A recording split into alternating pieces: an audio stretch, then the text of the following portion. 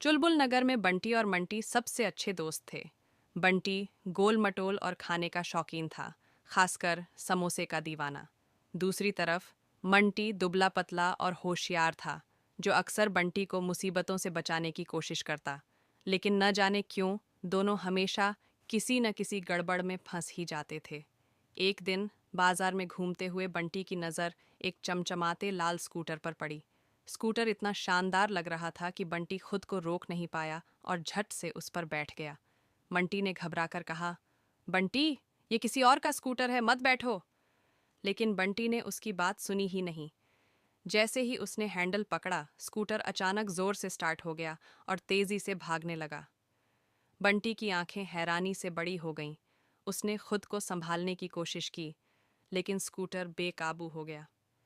मंटी ने जल्दी से अपनी साइकिल उठाई और बंटी के पीछे भागा। बाजार के लोग चिल्लाने लगे, सब्जियों की गाड़ियां पलटने लगीं और एक टमाटर की रेहड़ी उलट गई। तभी एक और समस्या आ गई। छोटू डॉन, जो अभी अभी सोने के सिक्के चुराकर भाग रहा था, अचानक स्कूटर के सामने आ गया। डर के मारे वह झटपट कूदकर बंटी के पीछे बैठ गया। अब हालत ये थी कि बंटी स्कूटर चला रहा था, छोटू डॉन डरकर चिल्ला रहा था और मंटी साइकिल से उनका पीछा कर रहा था। इधर इंस्पेक्टर धमाका चाय की चुस्की ले रहा था। जब उसने तेजी से भागते स्कूटर को देखा, अरे रुको, तुम्हें गिरफ्तार करना है। चिल्लाते हुए उसने अपनी जीप निकाली और पीछा करने लगा। पूरा बाजार अफरा तफरी में बदल चुका था। स्कूटर कभी इधर भागता तो कभी उधर।